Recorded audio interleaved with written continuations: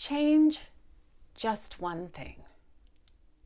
Hello, my loves. This is Annette of AnnetteLeonard.com, back with Chronic Wellness. I'm so delighted to be back together again after an 8-week break, the longest I've taken in these, almost 4 years of recording with you. I had many things happen over these 8 weeks, from taking on too much to enjoying myself immensely and being oversick and overtired at times. So I'll catch you up on the details of that in the coming weeks.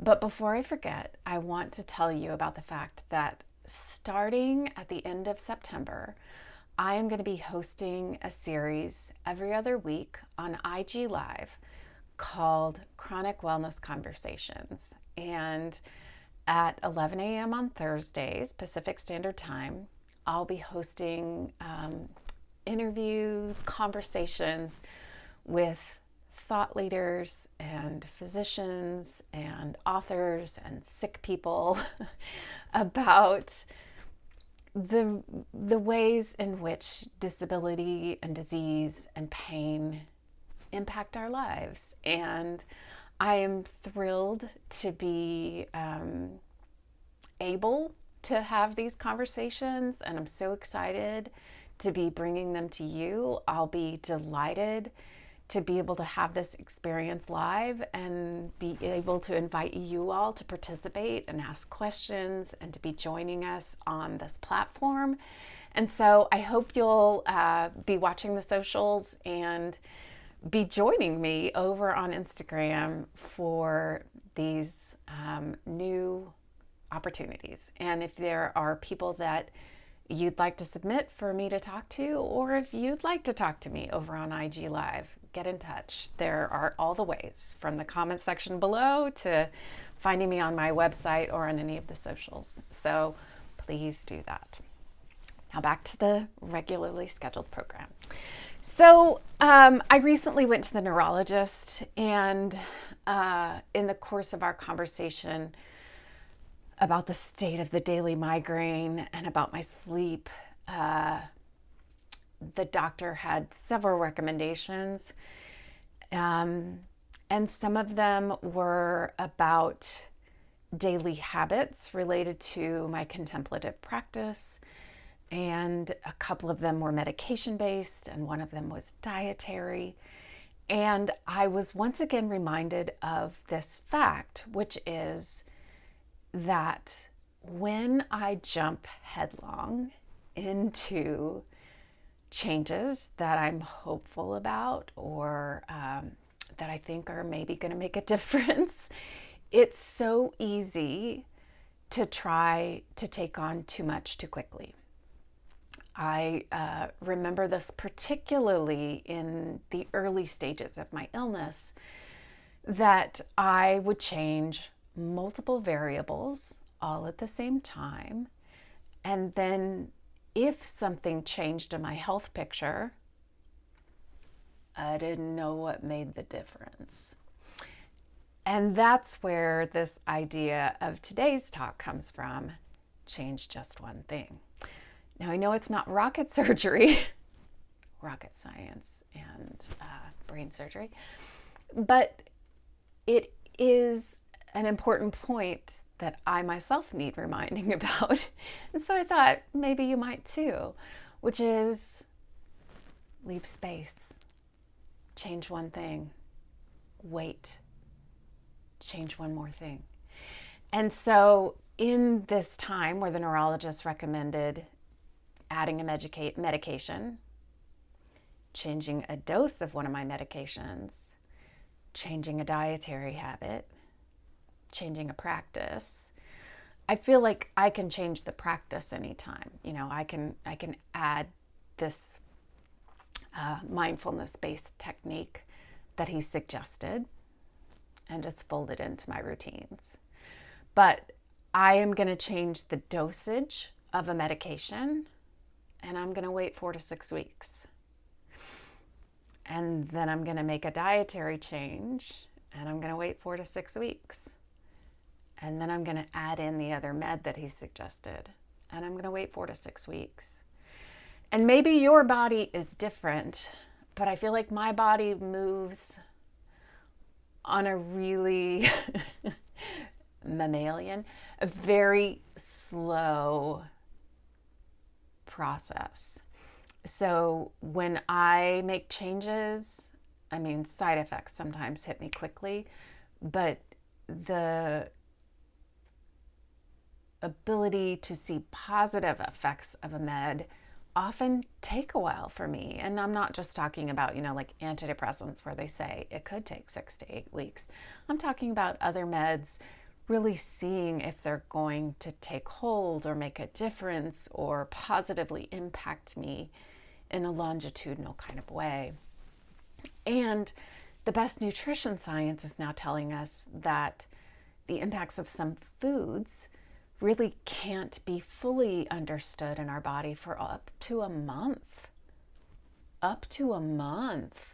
later.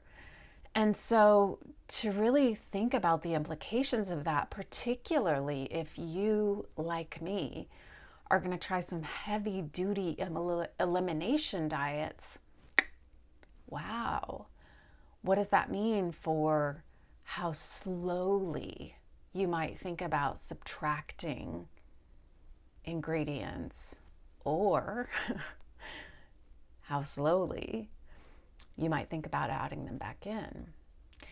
And I think it's really typical when doing particularly elimination diets to just subtract, wheat, sugar, dairy, nightshades, simple carbs like potatoes and nightshade, all in one go. But how might it be valuable to think about doing those one at a time? I know it takes more time, folks, but what's more worth it than our health?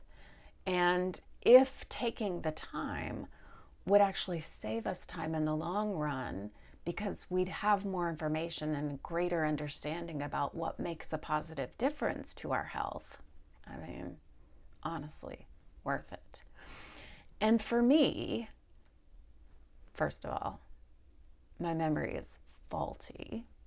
Second of all, when the burden of daily pain is as high as it is for many of us, I think it's easy to just be like, pain, everyday pain, all day pain, versus understanding the discrete but perceptible differences or shades of difference throughout the day, across the day, between the days. And for me to start to get a handle on, oh, these hormonal shifts make a difference. Oh, these weather shifts make a difference. Oh, my migraines are so much worse this time of year. And so for me, having a way to track really matters, as well as the fact that I don't think I'm alone in the reality that I was taught subtly to tune out information about my own body. And so part of what I'm doing is learning how to reconnect and tune back into and understand and trust and learn the signals of my own body. And keeping track is part of the way that I'm learning how to do that. And so if you are making changes, having a way to track longitudinally so you can see whether or not those changes have made a difference. If your daily pain journal is recording you at the end of the day routinely at a 7, and all of a sudden it goes down to a 6, you'll see that something is making a difference. And honestly, folks, the difference between a 7 and a 6 is an order of magnitude. I mean, for me, there's a lot of life that can be carved out in the difference between a 7 and a 6. That's the difference between being able to take a phone call in an afternoon or not, being able to record one of these broadcasts or not. And so I encourage you to think about changing one thing at a time. And if you aren't already journaling or tracking or in your calendar just writing down a number each day, to think about keeping a log. You are worth it. As a matter of fact, there's almost nothing more worth it than you. So that's my message for today, and I want you to stay tuned for more information about those chronic wellness conversations. If you haven't liked or subscribed, please do forward this along to anyone you think could use it. And I thank you for being here. It's really wonderful to be back together again. And as ever, this broadcast is about working to find wholeness in the midst of illness. So I hope that you are finding moments or glimpses of that in your own life. Thank you. I love you. And until we're together again, be well.